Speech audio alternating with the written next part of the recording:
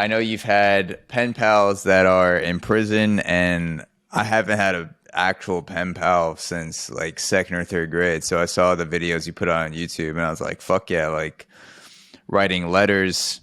It seems like really cool, especially since prisoners are notoriously outcasts in society, afterthoughts, me included. And like, I'm not thinking about people in prison on a daily basis, even though close to 1% of the population is in prison, which is nuts. So, how did prison pen pals come into your life? Like, how did you link up with these guys, and kind of what was the story behind that?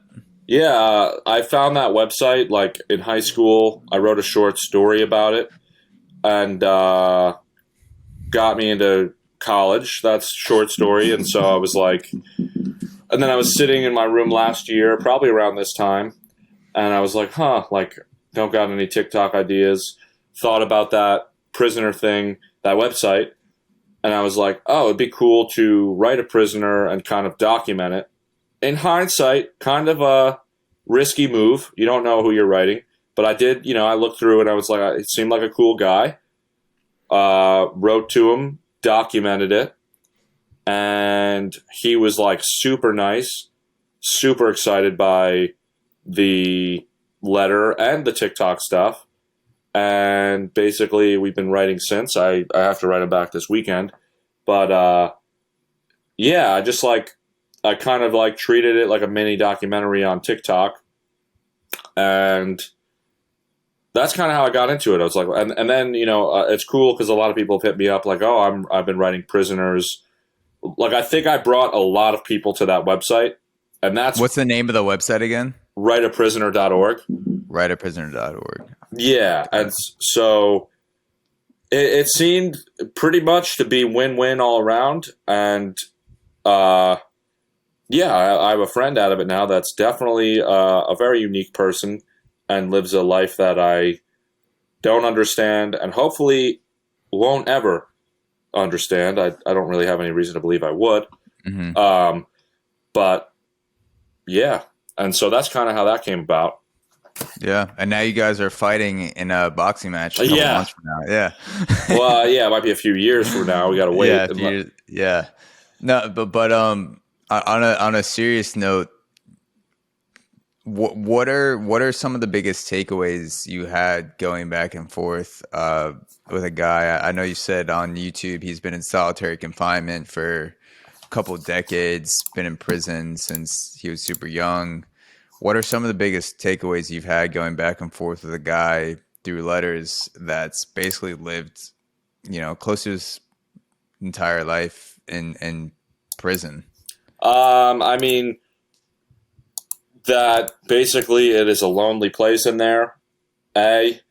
B. He is like super grateful for any connections outside of prison. Like any, if I take a month to write him back, like, because I was busy, he's like still like, dude, don't worry about it. We're here for you.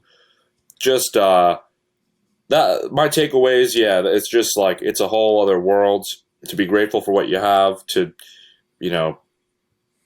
and to kind of also not be like, I don't know, it's like the celebrity thing again, going back to the godlike figures in the sky. Like, they're just people like us.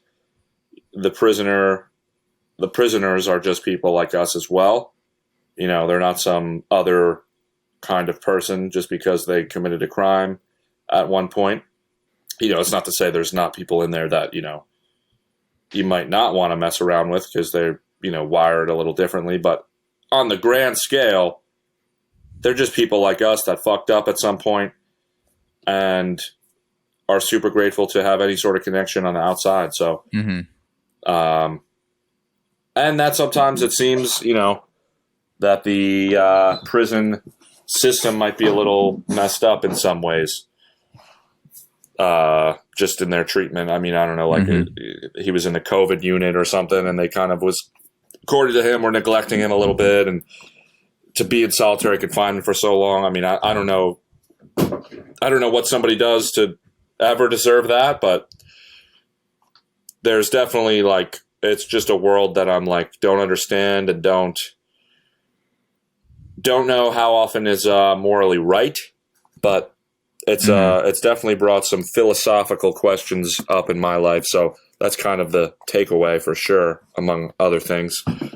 Yeah, I think there definitely is something to writing letters too. I remember, early on during the pandemic, this is, about a year ago, I put a post out there on Instagram where I was just like, if someone wants a letter, I'm down to write a letter. I have, I was kind of feeling that it was just a month in and I was already feeling that lack of connection to people. And I got way more responses than I received over DM, where I said, DM me your address and I'll send you a letter. Even if you're a complete stranger, I'll look at your profile and I'll pick out something and I'll write something about it. And I ended up having, probably 15 people, 5-6 of those people, strangers, just DM me and being like, hey, I'll take a letter. Just, I know we don't know each other. And so there is something to sitting down and writing that kind of connects you to that person, and then receiving something back in handwritten format. They wrote back? Yeah. Cool. Almost every person wrote back. Yeah. That's sick.